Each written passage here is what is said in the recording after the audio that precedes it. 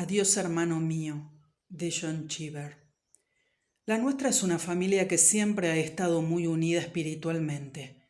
Nuestro padre se ahogó por accidente navegando a vela cuando éramos muy jóvenes y nuestra madre siempre ha insistido en el hecho de que nuestras relaciones familiares poseen una estabilidad que nunca volveremos a encontrar. No pienso con mucha frecuencia en la familia, pero cuando me acuerdo de sus miembros, de la costa en la que viven y de la sal marina que creo que corre por nuestras venas, me alegro de ser un Pomeroy, de tener la misma nariz, el mismo color de pelo y la misma promesa de longevidad. Y de que, si bien no somos una familia distinguida, nos hacemos la ilusión, cuando nos hayamos reunidos, de que los Pomeroy son únicos. No digo todo esto porque me interese la historia familiar o porque este sentimiento de singularidad sea muy profundo o tenga mucha importancia para mí, sino para dejar constancia de que somos leales unos con otros a pesar de nuestras diferencias y de que cualquier fallo en el mantenimiento de esta lealtad es una fuente de confusión y de dolor. Somos 4 hermanos, mi hermana Diana y los 3 varones, Chadi, Lawrence y yo. Como la mayoría de las familias con hijos de más de 30 años, nos hemos visto separados por razones profesionales, por el matrimonio o por la guerra. Helen y yo vivimos ahora en Long Island con nuestros 4 hijos. Yo doy clases en un colegio privado con alumnos internos y cuando ya he pasado la edad en que podría tener esperanzas de que me nombraran director, siento respeto por mi trabajo. Chadi, que es quien ha tenido más éxito de todos los hermanos, vive en Manhattan con Odette y los chicos. Nuestra madre en Filadelfia y Diana, desde su divorcio, lo ha hecho en Francia, pero vuelve a Estados Unidos durante el verano para pasar un mes en Loudhead. Loudhead es un lugar de veraneo a la orilla de una de las islas de Massachusetts. Ahí tenemos un chalet y en los años 20 nuestro padre construyó la casa grande. Se alza en una colina sobre el mar y con la excepción de Saint-Tropez y de algunas aldeas de los Apeninos, es el sitio del mundo que más me gusta. Cada uno de nosotros tiene una participación en la propiedad y todos contribuimos con cierta cantidad de dinero a su mantenimiento. Lawrence, el más joven de los hermanos, que es abogado, consiguió trabajo en una empresa de Cleveland después de la guerra y ninguno de nosotros lo vio durante 4 años.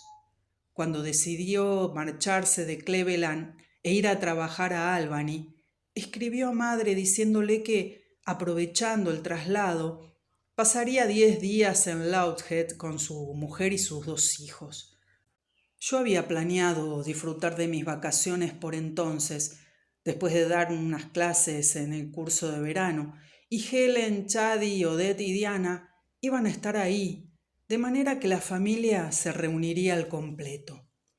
Lawrence es el hermano con el que todos los demás tenemos menos cosas en común. Nunca hemos pasado mucho tiempo con él, e imagino que esa es la razón de que sigamos llamándolo Tifty, un mote que se le puso cuando niño, porque al avanzar por el pasillo camino al comedor para desayunar, sus zapatillas hacían un ruido que sonaba como tifti, tifti, tifti.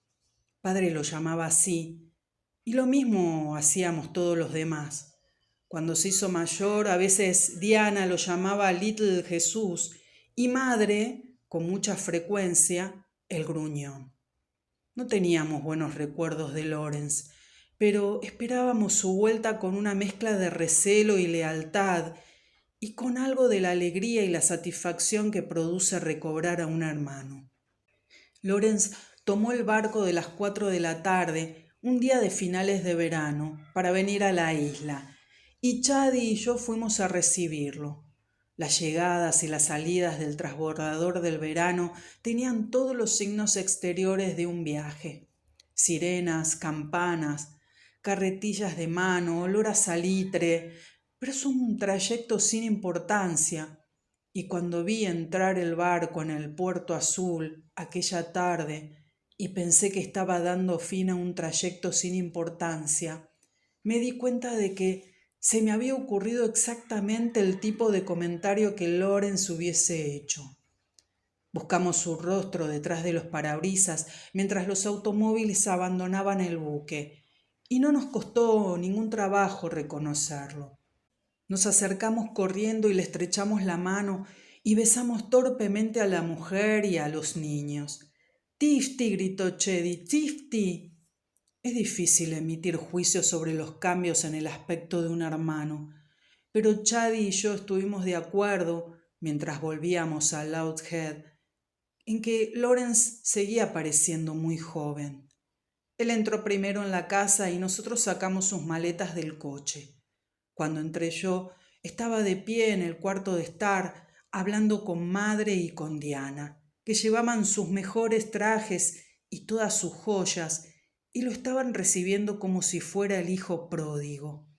Pero incluso en ese momento, cuando todo el mundo se esforzaba por parecer más afectuoso, y cuando ese tipo de esfuerzos consiguen los mejores resultados, yo ya era consciente de la presencia de cierto nerviosismo en la habitación. Pensando en esto mientras subía las pesadas maletas de Lawrence escalera arriba, me di cuenta de que nuestras antipatías están tan profundamente arraigadas como nuestros mejores sentimientos, y recordé que una vez, 25 años atrás, cuando acerté a Lawrence con una piedra en la cabeza, él se levantó y fue directamente a quejarse a nuestro padre. Subí las maletas al tercer piso donde Ruth, la mujer de Lawrence, había comenzado a instalar a su familia. Ruth es una chica muy delgada y parecía muy cansada del viaje, pero cuando le pregunté si quería que le hiciera un cóctel, dijo que le parecía que no. Cuando bajé, Lawrence había desaparecido, pero los demás estaban listos para los cócteles y decidimos empezar. Lawrence es el único miembro de la familia que nunca ha disfrutado bebiendo. Nos llevamos las copas a la terraza para poder contemplar los acantilados, el mar y las islas del este, y el regreso de Lawrence y de su mujer, su presencia en la casa, parecía estimular nuestras reacciones ante aquel panorama tan familiar. Era como si el placer que sin duda experimentaría ante la amplitud y el colorido de aquella costa, después de tan larga ausencia, nos hubiese sido concedido a nosotros. Mientras estábamos ahí, Lawrence apareció por el sendero que llevaba a la playa. «¿No es fabulosa la playa, Tifty?», preguntó madre. «¿No te parece maravilloso estar de vuelta? ¿Quieres un martini?» «Me da igual», dijo Lawrence.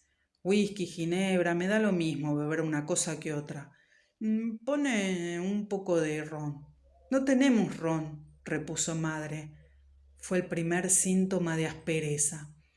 Ella nos había enseñado a no mostrarnos nunca indecisos, a no responder nunca como Lawrence lo había hecho. Además, le preocupa extraordinariamente la corrección en los modales y cualquier cosa anómala, como beber ron solo o llevar una lata de cerveza a la mesa, le produce un desasosiego al que, a pesar de su amplio sentido del humor, es incapaz de sobreponerse. Madre se dio cuenta de la aspereza de su tono de voz y se esforzó por enmendarlo. «¿No te gustaría un poco de whisky irlandés, cariño? ¿No es eso lo que siempre te ha gustado? Hay una botella en el aparador. ¿Por qué no te sirves un poco de whisky irlandés?» Lawrence dijo que le daba lo mismo. Se sirvió un martini y enseguida apareció Ruth y nos sentamos a la mesa. A pesar de que, esperando a Lawrence, habíamos bebido demasiado antes de cenar, todos estábamos deseosos de esmerarnos y de disfrutar de un rato tranquilo.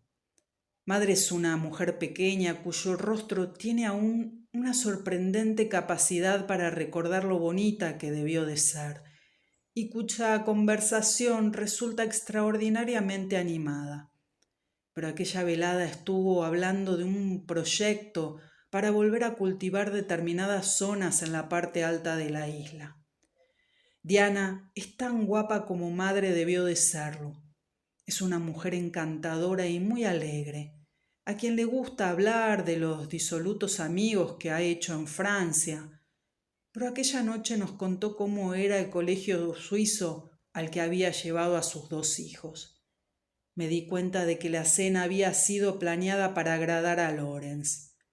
No resultó demasiado pesada y no comimos nada que pudiera hacerle pensar en despilfarros.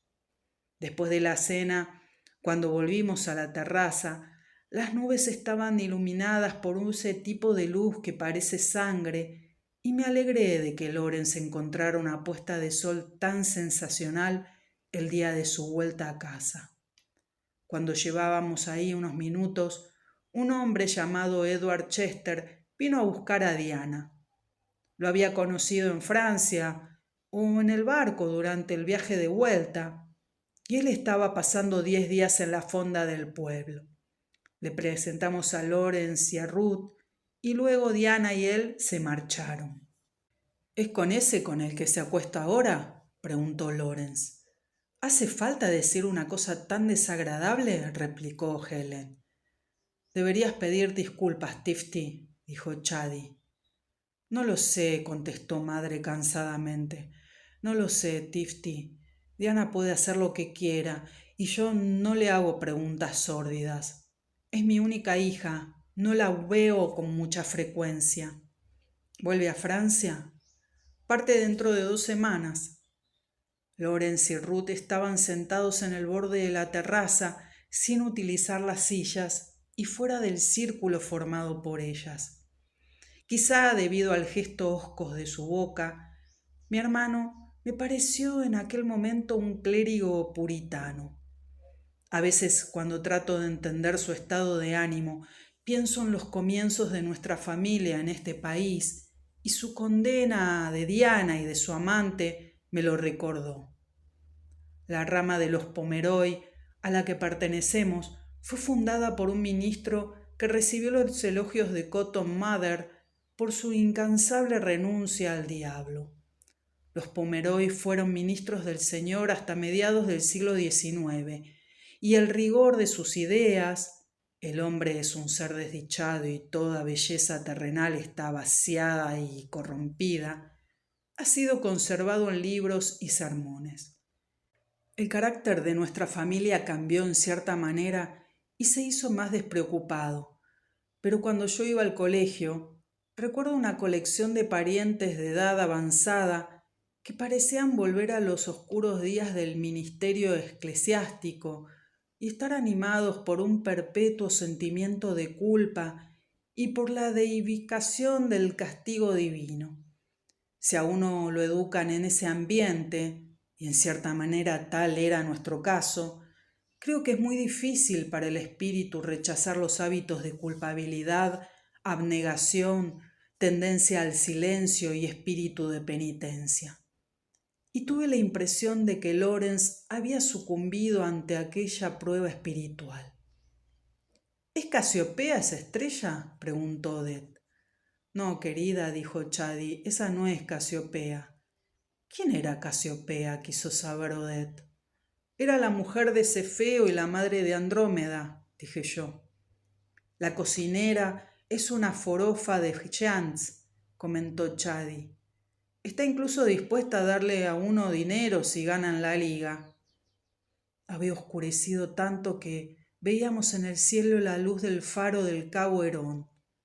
En la negrura bajo el acantilado resonaban las continuas detonaciones de la marea. Y entonces madre empezó a hablar, como sucede con frecuencia cuando está anocheciendo y ha bebido mucho antes de cenar, de las mejoras y las ampliaciones que se harían algún día en la casa, de las nuevas alas, los cuartos de baño y los jardines. Esta casa estará en el mar dentro de 5 años, señaló Lawrence. Tifty el gruñón, dijo Chady. No me llames Tifty, replicó Lawrence. Little Jesús, dijo Chadi. El rompeolas está lleno de grietas, dijo Lawrence. Lo he visto antes de cenar. Tuvieron que repararlo hace 4 años y costó $8,000. No pueden hacer eso cada 4 años. Por favor, Tifty, intervino madre. Los hechos son los hechos, insistió Lawrence. Es una idea descabellada construir una casa al borde de un acantilado en una costa que se está hundiendo en el mar. En los años que llevo vivo ha desaparecido la mitad del jardín y hay más de 1 metro de agua donde solíamos tener la caseta para desvestirnos. ¿Por qué no hablamos de un tema más general?, dijo madre amargamente. ¿De política o del baile en el club marítimo? De hecho, continuó Lawrence, la casa peligra ya en estos momentos. Si tuvieran una marea desacostumbradamente alta o una fuerte tormenta, el rompeolas podría derrumbarse y la casa se vendría abajo. Podríamos ahogarnos todos. No lo soporto, exclamó madre. Fue a la despensa y regresó con un vaso lleno de ginebra. Soy ya demasiado viejo para creerme capaz de juzgar los sentimientos de los demás, pero sí me daba cuenta de la tensión entre Lawrence y madre, y estaba al tanto de parte de su historia. Lawrence no debía de tener más de 16 años cuando decidió que madre era frívola, malintencionada, destructiva y demasiado autoritaria. Al llegar a esa conclusión, decidió apartarse de ella. Por entonces estaba interno en un colegio y recuerdo que no vino a pasar las Navidades con nosotros. Fue a casa de un amigo. Después de hacer su desfavorable juicio sobre madre, volvió muy pocas veces y en la conversación siempre se esforzaba por recordarle su voluntario alejamiento. Cuando se casó con Ruth no se lo dijo a madre, tampoco le comunicó el nacimiento de sus hijos. Pero a pesar de aquellos esfuerzos tan pertinaces por cuestión de principios, daba toda la impresión, a diferencia del resto de nosotros, de no haberse separado nunca de ella. Y cuando están juntos, todo el mundo nota el instante del nerviosismo, la falta de comprensión. Y fue mala suerte, en cierta manera, que madre hubiese elegido aquella noche para emborracharse. Está en su derecho y lo hace muy pocas veces y afortunadamente no se mostró belicosa, pero todos éramos conscientes de lo que estaba sucediendo. Mientras se bebía despacio la ginebra, parecía decirnos adiós con tristeza, parecía estar a punto de marcharse de viaje. Luego su estado de ánimo pasó del viaje al agravio, y los pocos comentarios que hizo resultaron malhumorados e improcedentes. Cuando su vaso se hallaba casi vacío, miró enfadada el aire oscuro delante de su nariz, moviendo la cabeza un poco como un boxeador. Comprendí en aquel momento, no le cabían en la cabeza todos los agravios que era capaz de recordar. Sus hijos eran estúpidos, su marido se había ahogado, los criados eran unos ladrones y la silla en la que se sentaba era incómoda. De repente dejó el vaso vacío e interrumpió a Chadi, que estaba hablando de béisbol. Solo sé una cosa, dijo con voz ronca. Solo sé que si hay otra vida después de esta, voy a tener una familia completamente distinta. Mis hijos serán todos fabulosamente ricos, ingeniosos y encantadores. Se puso en pie y al dirigirse hacia la puerta estuvo a punto de caerse. Chadi la sostuvo y la ayudó a subir la escalera. Los oí darse las buenas noches con mucha ternura, y luego Chadi volvió a donde estábamos los demás. Pensé que para entonces Lawrence se hallaba cansado del viaje y de las emociones del regreso, pero siguió en la terraza como si estuviera esperando nuestra última fechoría. Y nosotros lo dejamos ahí y nos fuimos a la playa a nadar en la oscuridad. Cuando me desperté, o empecé a despertarme a la mañana siguiente, oí el ruido de alguien que estaba allanando la pista de tenis. Es un ruido más débil o más grave que el de las boyas de campana, más allá del promontorio. un golpeteo sobre hierro sin ritmo alguno, ligado en mi imaginación con el comienzo de un día de verano, algo así como un buen augurio. Cuando bajé la escalera, encontré a los dos hijos de Lawrence en el cuarto de estar, vestidos con unos trajes de vaquero llenos de adornos. Son unos niños asustadizos y muy flacos. Me dijeron que su padre estaba allanando la pista de tenis, pero que ellos no querían salir porque habían visto una serpiente junto al escalón de la puerta. Les expliqué que sus primos, todos los otros niños, desayunaban en la cocina y que lo mejor era que fuesen corriendo a reunirse con ellos. Al oír esto, el niño empezó a llorar. Su hermana se unió enseguida a él. Lloraban como si ir a la cocina y comer ahí fuese a destruir sus más preciados derechos. Entonces le dije que se sentaran conmigo. Al entrar Lawrence, le pregunté si quería jugar un poco al tenis. Dijo que no, que muchas gracias, aunque pensaba que quizás jugase algún partido individual con Chadi. Tenía toda la razón en eso, porque tanto Chadi como él lo hacen mejor que yo. Y los dos jugaron varios partidos después del desayuno, pero más tarde, cuando bajaron los otros a jugar dobles, Lawrence desapareció. Eso hizo que me enfadara. Imagino que injustamente, pero lo cierto es que jugamos unos dobles familiares muy interesantes y podía al menos haber participado en un set por una simple razón de cortesía. Más tarde, aquella misma mañana, cuando volvía solo de la pista, vi a Tifty en la terraza, separando de la pared una tablilla con una navaja. ¿Qué sucede, Lawrence?, le pregunté. ¿Termitas? Hay termitas en la pared y nos han causado muchos problemas. Me señaló en la base de cada hilera de tablillas una débil línea azul de tiza de carpintero. Esta casa tiene unos 22 años, dijo. Las maderas, en cambio, unos 200. Papá debió de comprar tablillas de todas las granjas de los alrededores cuando construyó esta casa, para darle un aire venerable. Todavía se ven las marcas de la tiza de carpintero en el sitio donde había que clavar las antigüedades. Lo de las tablillas era cierto, aunque yo lo hubiese olvidado por completo. Al construir la casa, nuestro padre o su arquitecto había encargado tablillas de madera cubiertas de líquenes y cubiertas por la intemperie. Pero no entendía cómo Loren llegaba a la conclusión de que aquello tenía algo de escandaloso. Y mira estas puertas, añadió Lawrence. Mira estas puertas y los marcos de las ventanas. Fui tras él hasta una gran puerta de 2 paneles que se abre hacia la terraza y me puse a mirarla. Era una puerta relativamente nueva, pero alguien había trabajado en ella esforzándose por ocultarlo. Alguien le había hecho muecas profundas con un instrumento de metal y las había untado luego con pintura blanca para imitar el salitre, los líquenes y el desgaste producido por la intemperie. Piensa en lo que significa gastar miles de dólares para lograr que una casa sólida parezca una ruina, dijo Lawrence. Piensa en la tesitura mental que eso implica. Piensa en sentir un deseo tan intenso de vivir en el pasado que te haga pagar un sueldo a los carpinteros para desfigurar la puerta principal de tu casa. Entonces recordé lo sensible que Lawrence era al tiempo y sus sentimientos y sus opiniones sobre nuestra simpatía por el pasado.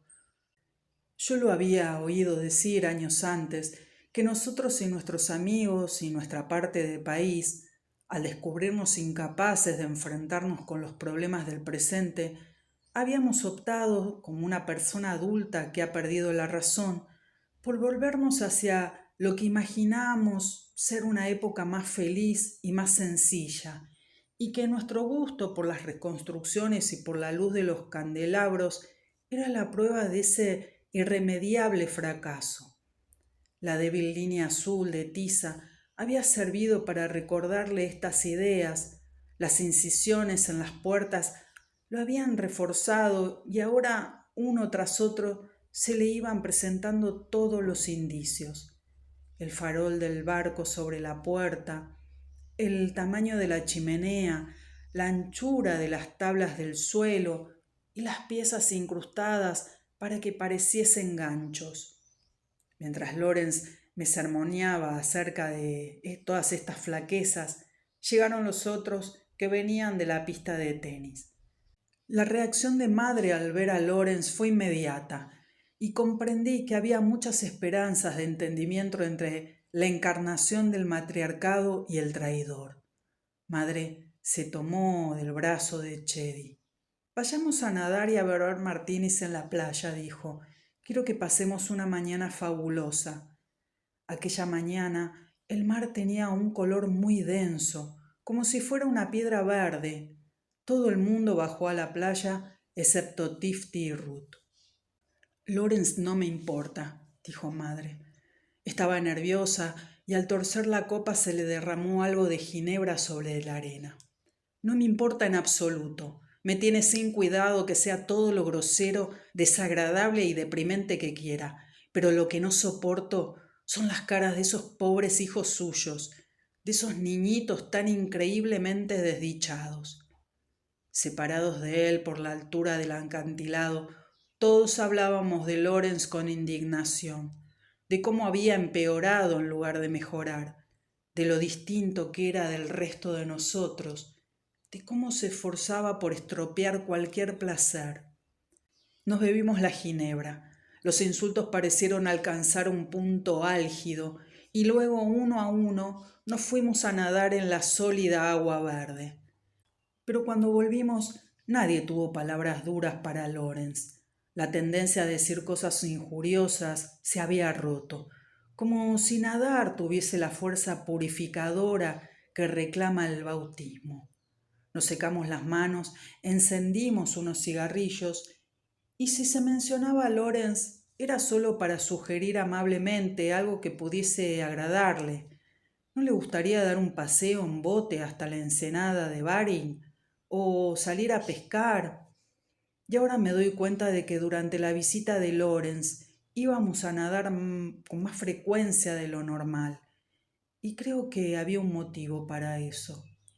Cuando la irritabilidad acumulada por su presencia empezaba a socavar nuestra paciencia, no solo con Lawrence, sino de uno con otros, íbamos a nadar y nos quitábamos el rencor con agua fría. Recuerdo ahora a toda la familia mientras permanecíamos sentados en la arena, escocidos por los reproches de Lawrence, y nos veo chapoteando, zambulléndonos y volviendo a la superficie, y percibo en las voces una paciencia renovada y el redescubrimiento de inagotables reservas de buena voluntad. Si Lawrence hubiese advertido este cambio, esta apariencia de purificación, supongo que habría encontrado en el vocabulario de la psiquiatría o de la mitología del Atlántico algún nombre directo para eso. Pero no creo que se percatara del cambio. No se molestó en dar un nombre a la capacidad curativa del mar abierto, pero fue sin duda una de las pocas oportunidades que perdió de quitar valor a las cosas. La cocinera que teníamos aquel año era una polaca llamada Anna Ostrovik, contratada exclusivamente para el verano. Era excelente, una mujer grande, gorda, cordial, diligente, que se tomaba su trabajo muy en serio. Le gustaba cocinar y que la gente apreciara y comiera los alimentos que preparaba, y siempre que la veíamos insistía en que comiéramos. Hacía bollos calientes, croissants y briochettes 2 o 3 veces por semana para desayunar, y los traía ella misma al comedor diciendo: «Coman, coman». Cuando la doncella devolvía los platos sucios a la antecocina, a veces oíamos decir a Ana, que estaba ahí esperando: «Excelente, comen». Daba de comer al que recogía la basura, al lechero, al jardinero. «Coma», les decía. Los jueves por la tarde iba al cine con la doncella, pero no disfrutaba con las películas porque los actores estaban demasiado delgados. Se pasaba hora y media en la sala a oscuras, aguardando ansiosamente a que apareciera alguien con aspecto de disfrutar comiendo. Para Ana, Bette Davis no pasaba de ser una mujer con aspecto de no comer bien. Están todos tan flacos, decía al salir del cine. Por las noches, después de habernos atiborrado y de fregar las cazuelas y las sartenes, recogía las sobras y salía afuera para alimentar a la creación. Aquel año teníamos unos cuantos pollos, y aunque para entonces ya estaban todos descansando en sus perchas, les arrojaba los alimentos en el comedero y exhortaba a las aves dormidas para que comieran. También alimentaba a los pájaros cantores del jardín y a las ardillas del patio trasero. Su presencia en el límite del jardín y su voz apremiante, oíamos perfectamente su coman, coman, estaban ya como la salva de cañón en el club náutico y la luz del faro del cabo Herón, ligadas a aquel momento del día.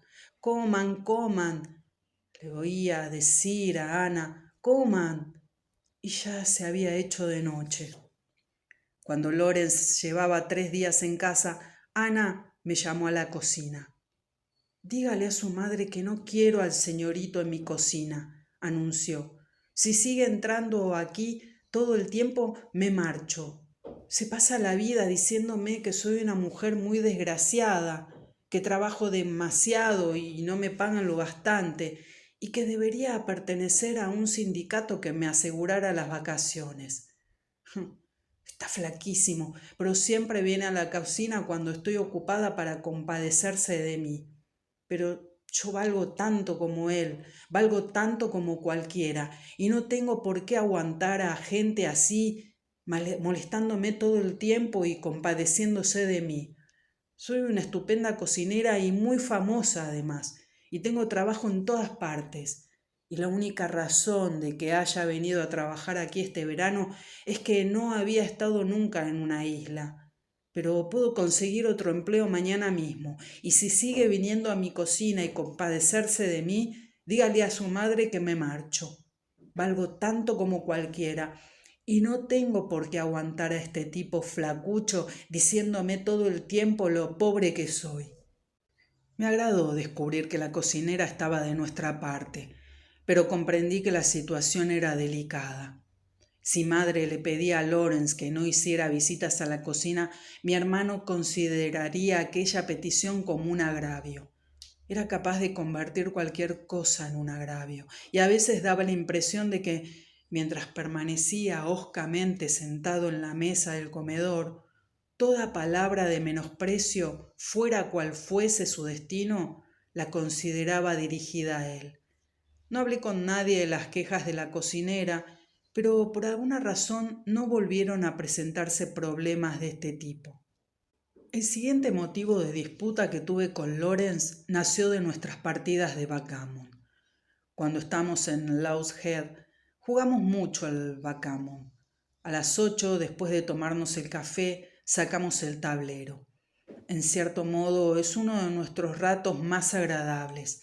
Aún no se han encendido las luces del cuarto, la figura de Ana resulta visible en el jardín y en el cielo por encima de nuestras cabezas se crean continentes de sombras y fuego. Madre enciende la luz y deja caer los dados como si fuera una señal. Normalmente jugamos 3 partidas por persona, cada uno contra los demás. Jugamos con dinero y se puede ganar o perder hasta $100 en una partida, pero las cantidades son de ordinario mucho más bajas. Creo que Lorenz solía jugar, no estoy seguro, pero ahora ya no lo hace. No participa en juegos de azar. No se trata de que no tenga dinero, ni es tampoco una cuestión de principios. Simplemente piensa que jugar es una ocupación absurda y una pérdida de tiempo. Sin embargo, estaba perfectamente dispuesto a perderlo viendo cómo jugábamos los demás. Noche tras noche, cuando empezaban las partidas, acercaba su silla al tablero y contemplaba las fichas de los dados. Su expresión era desdeñosa y y sin embargo miraba con mucho interés. Yo me preguntaba por qué se dedicaba a observarnos noche tras noche, y estudiando su rostro, creo que quizá haya logrado averiguarlo. Lawrence no juega, y no entiendo, por tanto, la emoción que produce ganar o perder dinero. Ha olvidado cómo se juega al backgammon. Creo que de manera que sus complejas posibilidades no consiguen interesarle. Sus observaciones tenían necesariamente que centrarse en el hecho de que el backgammon es un juego para matar el tiempo y un juego de azar, y que el tablero, marcado con puntos, era un símbolo de nuestra inutilidad. Y puesto que no entiende ni el juego ni sus diferentes posibilidades, pensé que lo que le interesaba debía de ser los miembros de la familia. Una noche en que yo estaba jugando con Odette, ya les había ganado $37 a Madre y a Chadi, creo que entendí lo que pasaba por su cabeza. Odette tiene el pelo y los ojos negros.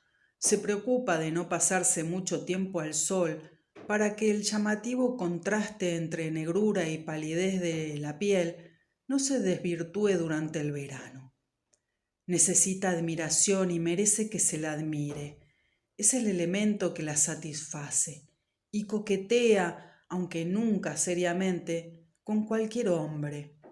Aquella noche llevaba los hombros descubiertos y el vestido estaba cortado para mostrar la división de sus pechos y para mostrar los pechos mismos cuando se inclinaba sobre el tablero para jugar. No hacía más que perder y coquetear y hacer que sus derrotas pareciesen parte del coqueteo. Chadi estaba en la otra habitación.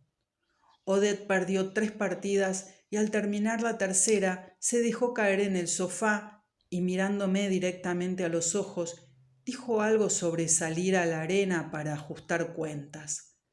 Lawrence la oyó. Me volví a mirarlo. Parecía escandalizado y satisfecho al mismo tiempo, como si llevara sospechando desde el principio que no jugábamos por algo tan poco importante como el dinero. Puedo equivocarme, desde luego, pero creo que Lawrence contemplaba nuestras partidas de backgammon con la esperanza de estar observando el desarrollo de una irónica tragedia en la que el dinero que gastábamos y perdíamos se transformaba en símbolo de prendas mucho más vitales. Es muy propio de Lawrence tratar de descubrir significados y finalidades en todos los gestos que hacemos, y está convencido de que cuando descubra la lógica profunda de nuestro comportamiento, ésta será eternamente sórdida. Chadi vino a jugar conmigo. A ninguno de los dos nos gusta que nos gane el otro. Cuando éramos pequeños se nos prohibía que jugásemos juntos porque siempre acabábamos peleándonos. Los dos creemos conocer perfectamente la valía del otro. Yo lo considero prudente, él a mí temerario. Siempre hay encono cuando jugamos a cualquier cosa, tenis, backgammon, softball o bridge. Y es verdad que a veces parece como si nos estuviésemos jugando la posesión de las libertades del otro. Cuando pierdo con Chadi, no me puedo dormir. Todo esto es solo la verdad a medias en nuestra relación competitiva, pero era precisamente la verdad a medias que podía resultar discernible para Lawrence, y su presencia al lado del tablero me cohibió tanto que perdí 2 partidas. Traté de que no se me notara el enfado cuando me levanté de la mesa. Lawrence me observaba. Salí a la terraza para sufrir allí a oscuras el mal humor que siento siempre que pierdo con Chadi. Cuando volví a entrar, Chadi y Madre estaban jugando. Lawrence seguía presenciando las partidas. De acuerdo con su óptica, Odette había perdido conmigo su virtud y yo la autoestima con Chadi. Me pregunté qué vería en la confrontación entonces en curso. Los contemplaba extasiado, como si las fichas opacas y el tablero dividido sirvieran para un decisivo intercambio de poder. Qué dramáticos debían de parecerle el tablero dentro de su círculo de luz, los jugadores inmóviles y el fragor del mar en el exterior. Ahí había canibalismo espiritual hecho visible. Ahí, bajo sus mismas narices, se hallaban los símbolos del uso voraz que unos seres humanos hacen de otros. Madre juega con mucha astucia y apasionamiento y se hace culpable de intromisiones. Siempre tiene las manos en el tablero del contrario. Cuando juega con Chadi, que es su favorito, lo hace con gran concentración.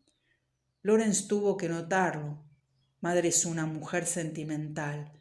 Tiene buen corazón y las lágrimas y la debilidad la conmueven fácilmente.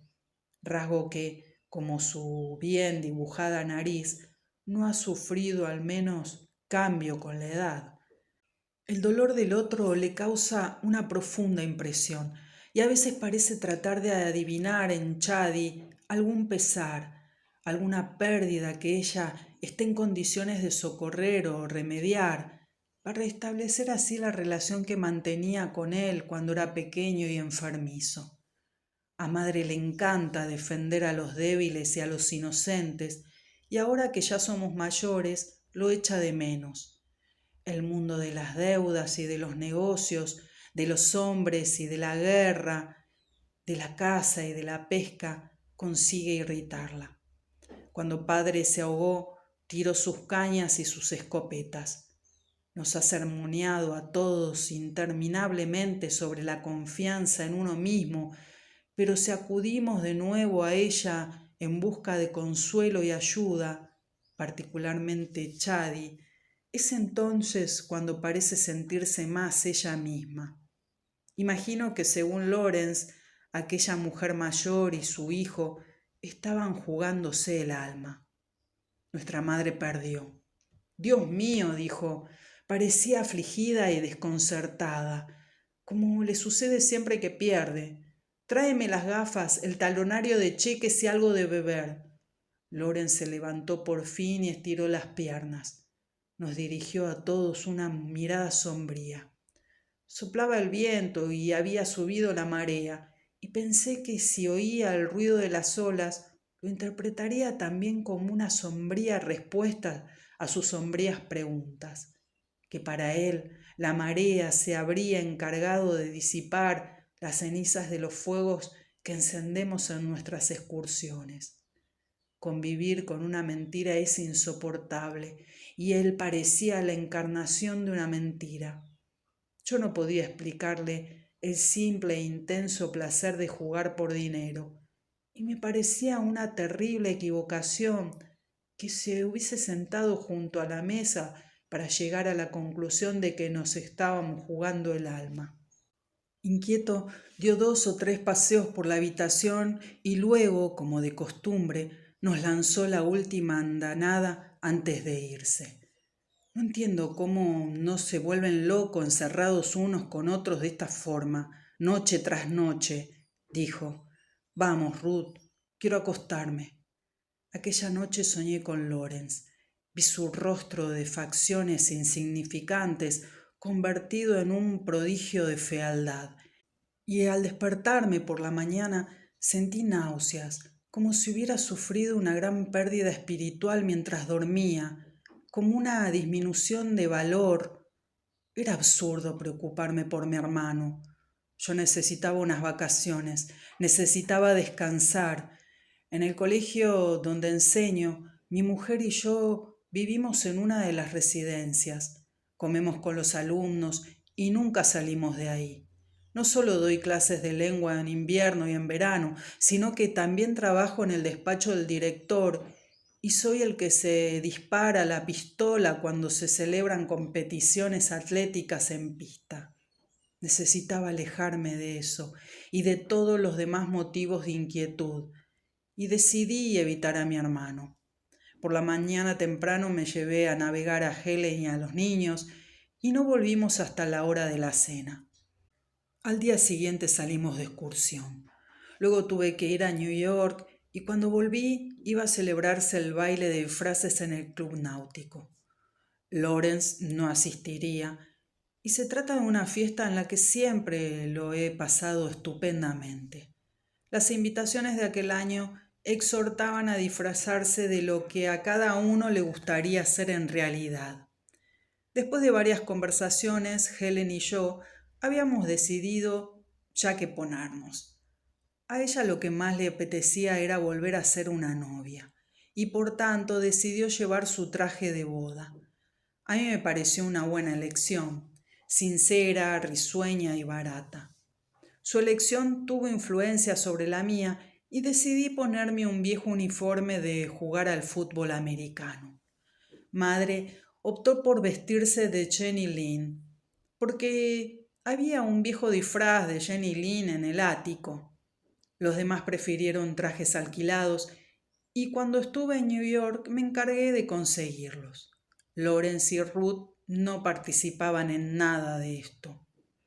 Helen formaba parte del comité encargado de organizar el baile y se pasó la mayor parte del viernes decorando el club. Diana, Chad y yo salimos a navegar.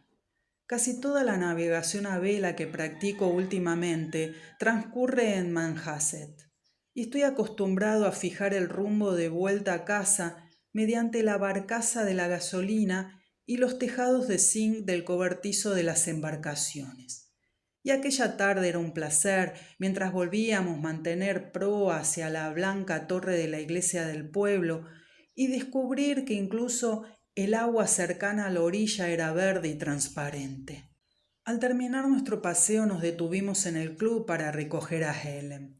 El comité había tratado de darle una apariencia de fondo marino a la sala de baile, y el hecho de que casi hubiesen logrado crear la ilusión hacía que Helen se sintiera muy feliz. Volvimos en coche a Loudhead. La tarde había sido extraordinariamente luminosa, pero camino de casa nos llegó el olor del viento del este, el viento negro, como hubiese dicho Lawrence, que llegaba del mar. Mi mujer, Helen, tiene 38 años. Imagino que el cabello se le habría vuelto entrecano si no se lo tiñera, pero el color que utiliza es un rubio nada molesto, bastante apagado, y creo que le sienta bien. Aquella noche estuve preparando cócteles mientras ella se vestía y cuando subí a llevarle una copa la vi por primera vez desde nuestra boda con su traje de novia. No tendría sentido decir que me pareció más hermosa que cuando nos casamos, pero como he envejecido y creo también que mis sentimientos tienen más hondura y porque aquella noche vi en su rostro al mismo tiempo juventud y madurez, su fidelidad a la joven que había sido y a las posiciones que ha tenido que ceder airosamente ante el avance del tiempo, estoy dispuesto a afirmar que no me había sentido nunca antes tan profundamente conmovido.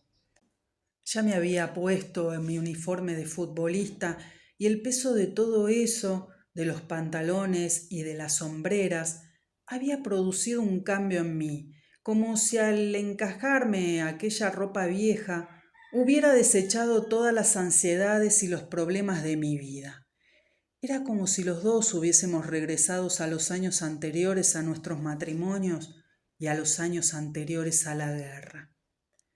Los Collard daban una cena para muchos invitados antes del baile, y a ella asistió toda nuestra familia, con la excepción de Lawrence y Ruth. Luego, a eso de las 9:30, nos dirigimos en coche hacia el club, atravesando la niebla que se había levantado. La orquesta tocaba un vals. Mientras dejaba el impermeable en el guardarropas, alguien me dio un golpe en la espalda. Era Chucky Ewan. Y lo gracioso es que él también iba disfrazado de jugador de fútbol. Esto nos pareció terriblemente divertido a los dos. Íbamos riendo mientras avanzamos por el pasillo hacia la sala de baile. Me paré en la puerta para ver la decoración y me pareció muy hermosa. Los organizadores habían cubierto con redes de pescar las paredes y el cielo raso. Las redes del techo estaban llenas de globos de colores.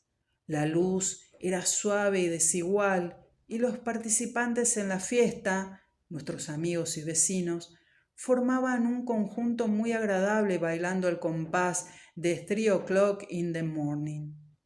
Luego me fijé en que había muchas mujeres vestidas de blanco y me di cuenta de que también ellas, al igual que Helen, llevaban trajes de novia.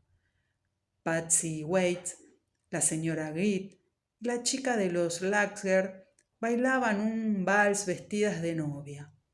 Enseguida, Pet Talcott se acercó a donde estábamos Chucky y yo. Iba vestido de Enrique VIII, pero nos dijo que los gemelos llevaban todos uniformes de jugador de fútbol y que según el último recuento había 10 novias en la sala. Esta divertida coincidencia hizo reír a todo el mundo y logró que aquella fiesta fuese una de las más alegres jamás celebradas en el club. Al principio pensé que las mujeres se habían puesto de acuerdo para vestirse de novias, pero las que bailaron conmigo me aseguraron que se trataba de una coincidencia. Y yo estoy seguro de que Helen tomó la decisión por su cuenta. Todo me fue muy bien hasta poco antes de la medianoche, cuando vi a Ruth junto a la pista de baile. Llevaba un traje de noche rojo totalmente fuera de lugar. Resultaba completamente ajeno al espíritu de la fiesta.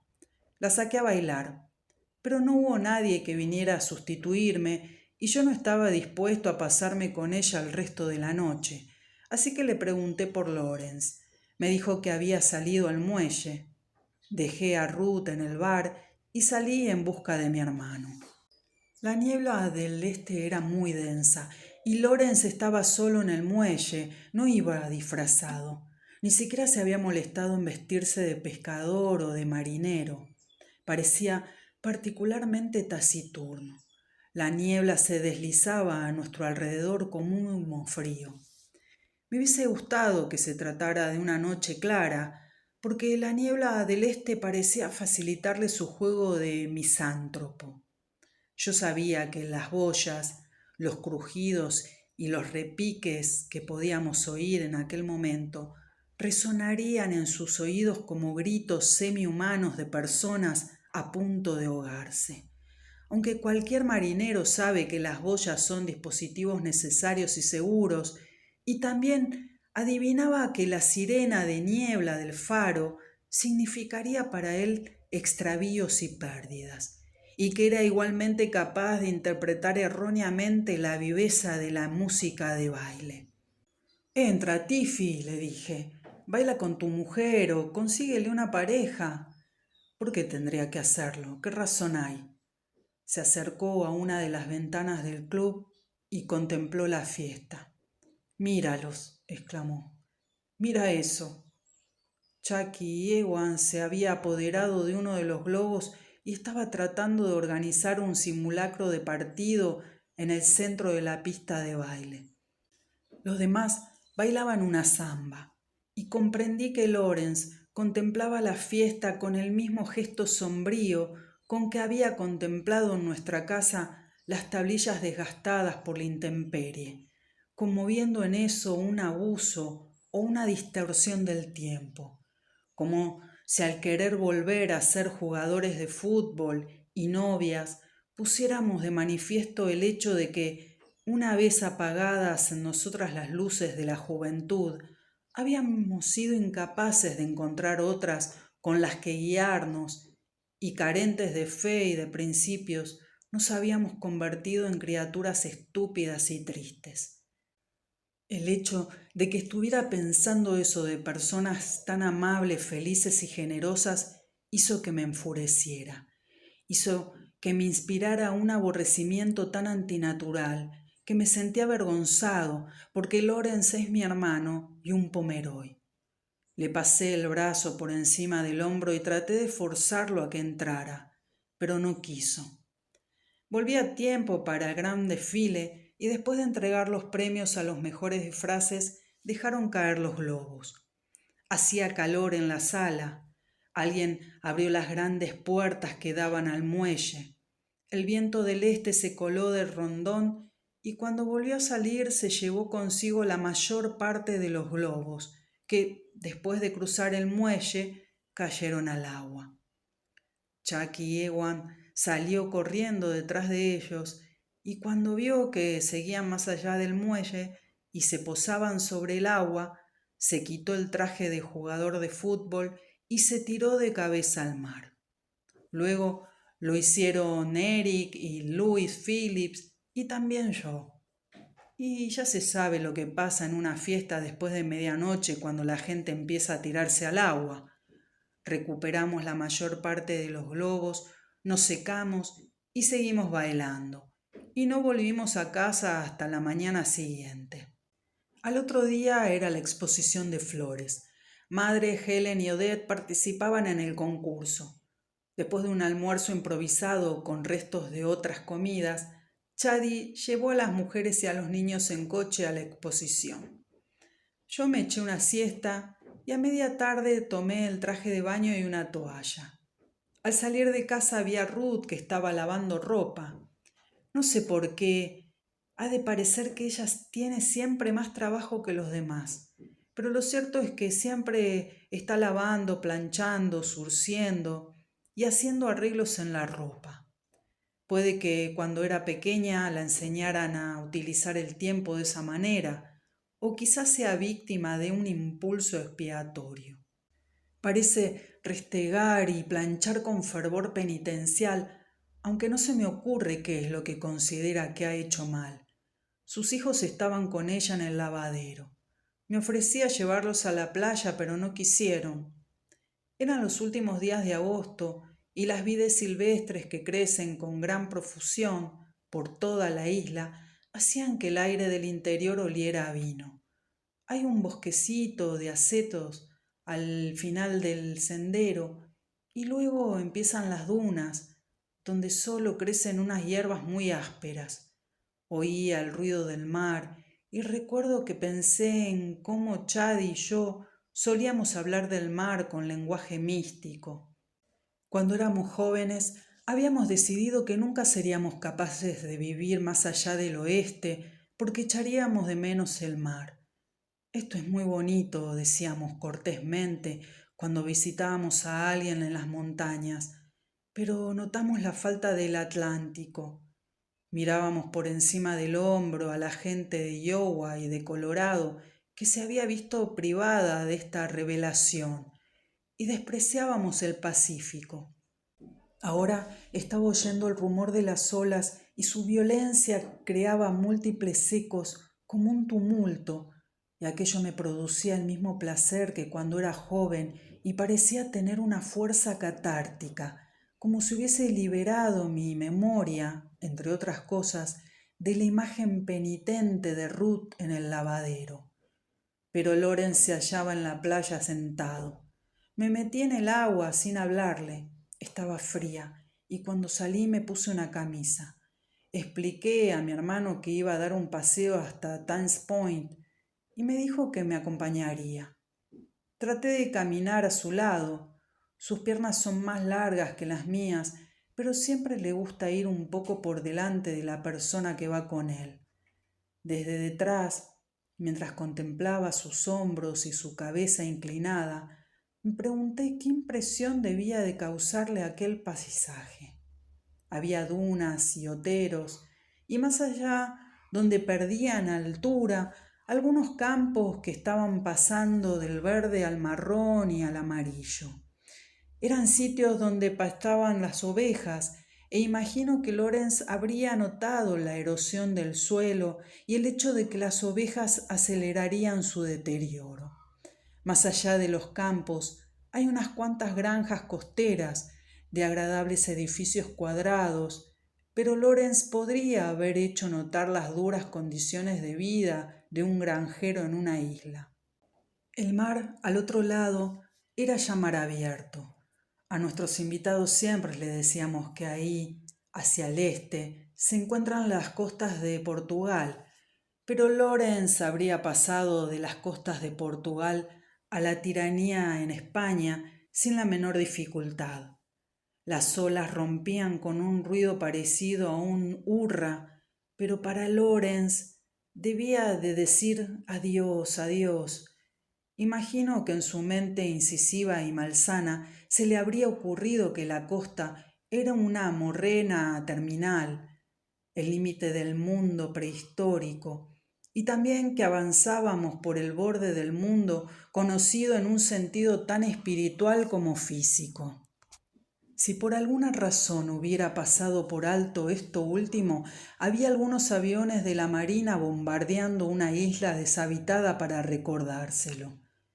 Esa playa es un paisaje amplio, simple e increíblemente limpio. Es como un lugar en la luna. La marea había dado gran consistencia a la arena, de manera que no costaba trabajo andar, y todo lo que quedaba sobre la playa había sido repetidamente modificado por las olas. Quedaban restos de conchas, el palo de una escoba, un trozo de botella y otro de ladrillo, ambos zarandeados y rotos hasta resultar prácticamente irreconocibles. Y supongo que el melancólico estado de ánimo de Lorenz, que seguía con la cabeza baja, lo iba llevando de un objeto roto al otro.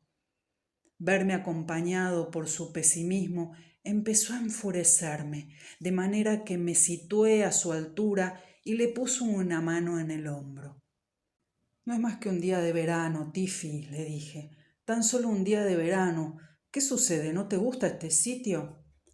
No me gusta, dijo con voz tranquilo, sin levantar los ojos del suelo. Voy a venderle a Chadi mi parte de la casa. No esperaba pasarlo bien. La única razón de que haya vuelto ha sido para decir adiós. Lo dejé que volviera a adelantarme y caminé tras él, contemplando sus hombros y pensando en su carrera de adioses. Cuando padre se ahogó, Loren fue a la iglesia y dijo adiós a padre. Al cabo tan solo de 3 años llegó a la conclusión de que madre era frívola y le dijo adiós también a ella. En su primer año de universidad llegó a tener muy buena amistad con su compañero de cuarto, pero era un chico que bebía demasiado, y al comienzo del segundo semestre cambió de compañero de cuarto y dijo adiós a su amigo. Después de 2 años de universidad llegó a la conclusión de que el ambiente era de excesivo aislamiento y dijo adiós a Yale. Se matriculó en Columbia y obtuvo ahí su licenciatura en Derecho, pero descubrió que su primer jefe era una persona deshonesta y al cabo de 6 meses dijo adiós a un buen empleo. Se casó con Ruth en el ayuntamiento y dijo adiós a la iglesia episcopaliana. Se fueron a vivir a un barrio bajo y dijeron adiós a la clase media. En 1938 fue a Washington para trabajar como abogado del gobierno, diciendo adiós a la empresa privada, pero al cabo de 8 meses en la capital federal llegó a la conclusión de que la administración Roosevelt era sentimental y también le dijo adiós. De Washington se marcharon a un barrio residencial de Chicago, donde mi hermano fue diciendo adiós a todos sus vecinos, uno, por razones de alcoholismo, pesadez o imbecilidad. Dijo adiós a Chicago y se trasladó a Kansas. Dijo adiós a Kansas para irse a Cleveland. Y ahora había dicho adiós a Cleveland y había vuelto al este, deteniéndose el tiempo suficiente en Loudhead para decir adiós al mar. Era elegíaco y también fanático e intolerante. Confundía la cautela excesiva con la fuerza de carácter y yo quería ayudarlo. Sal de todo eso, le dije, déjalo de lado, Tiffy. ¿Que salga de qué? Sal de toda esa tristeza, olvídala. No es más que un día de verano. Te empeñas en no pasarlo bien y estás echando a perder las distracciones de los demás. Necesitamos unas vacaciones, Tiffy, yo las necesito. Necesito descansar. Nos hace falta a los dos. Y tú has conseguido que todo resulte desagradable y que esté lleno de tensiones. Solo dispongo de 2 semanas al año. Necesito pasarlo bien. Y lo mismo le sucede a los demás. Necesitamos descansar. Crees que tu pesimismo es una ventaja, pero no es más que negarse a aceptar la realidad. ¿Cuál es la realidad?, dijo él. ¿Que Diana es una mujer estúpida y de vida ligera? Lo mismo puede decirse de Odette. Madre es una alcohólica. Si no se controla un poco, no tardará más de 1 año o 2 en ir a parar a un hospital. Chadi no es honesto, nunca lo ha sido. La casa terminará hundiéndose en el mar. Me miró y luego añadió como última reflexión: Tú eres estúpido. Y tú un desgraciado hijo de perra, repliqué, nada más que un deprimente hijo de perra. Apártate de mi vista, dijo, y siguió andando. Entonces tomé un trozo de raíz y acercándome por la espalda, aunque no había golpeado nunca a un hombre por la espalda, hice girar la raíz empapada en agua de mar. La inercia imprimió velocidad a mi brazo y le asesté a mi hermano un golpe en la cabeza que lo hizo doblar las rodillas sobre la arena, y vi cómo le brotaba la sangre y comenzaba a oscurecérsele el pelo. Entonces deseé que estuviera muerto, muerto y a punto de ser enterrado.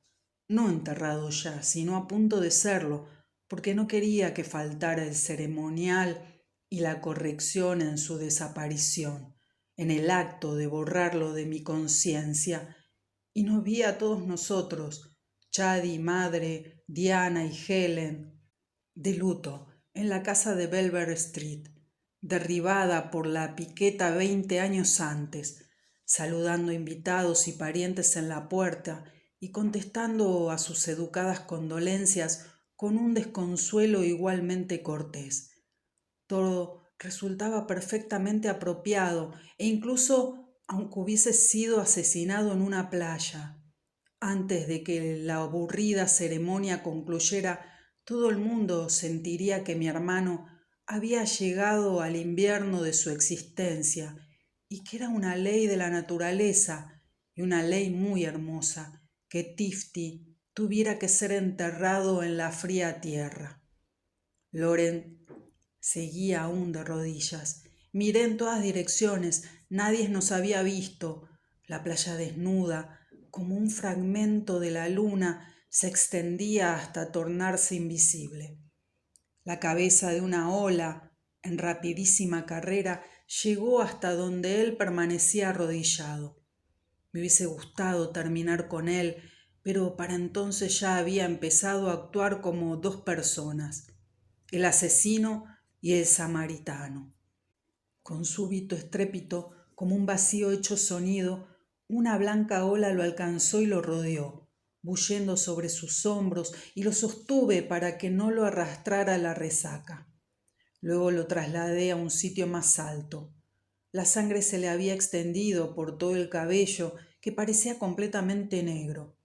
Me quité la camisa y la rasgué para vendarle la cabeza. No había perdido el conocimiento y no creo que estuviese mal herido. No dijo nada, tampoco yo. Luego lo dejé ahí. Anduve un poco playa adelante y me volví para mirarlo. Para entonces estaba pensando en mi propia piel. Él se había incorporado y parecía sostenerse bien en pie. Aún había suficiente claridad en el cielo, pero la brisa marina traía unos vapores salinos con consistencia de neblina, y cuando me alejé un poco más de él, apenas distinguía su figura en aquella oscuridad. A todo lo largo de la playa noté cómo venía del mar el denso aire salino. Luego le di la espalda y cuando estuve más cerca de la casa volví a nadar una vez más, como parece que había estado haciendo aquel verano después de cada encuentro con Lawrence. Cuando volví a casa me tumbé en la terraza. Un poco más tarde regresaron los demás.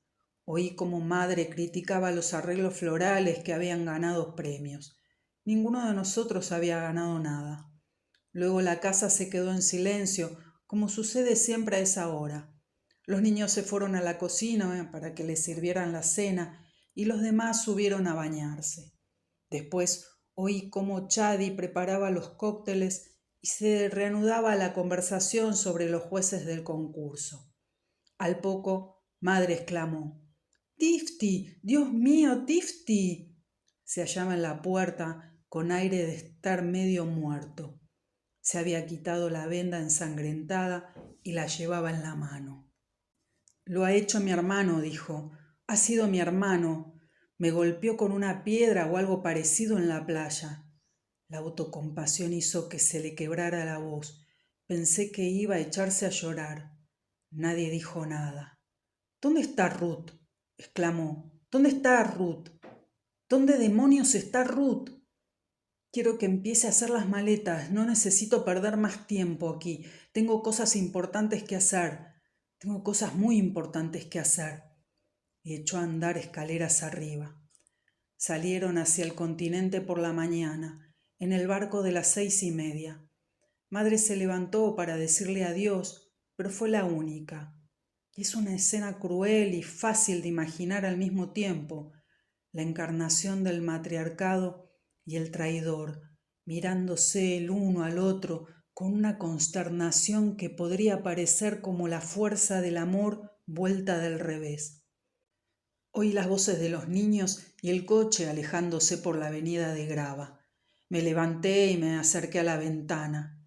Y qué maravillosa mañana, cielo santo, qué mañana. Soplaba viento del norte. El aire era muy limpio.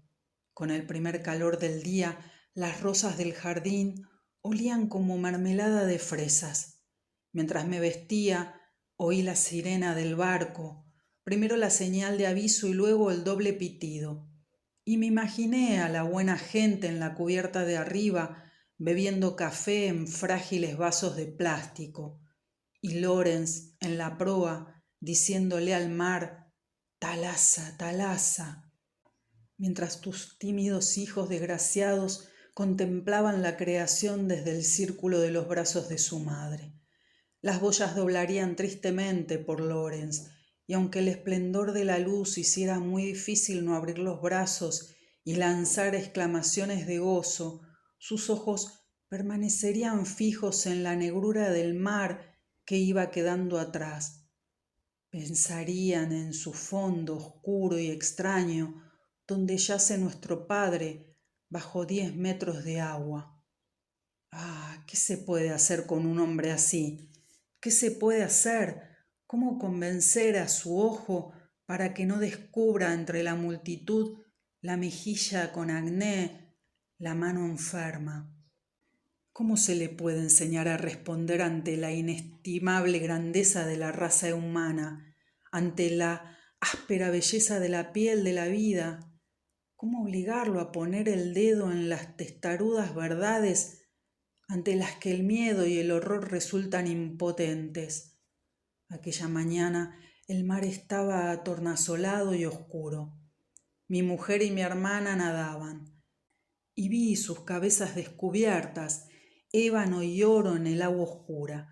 Las vi dirigirse hacia la orilla y vi que se hallaban desnudas, sin rubor alguno, hermosas y llenas de gracia, y me quedé mirando a las mujeres desnudas saliendo del mar.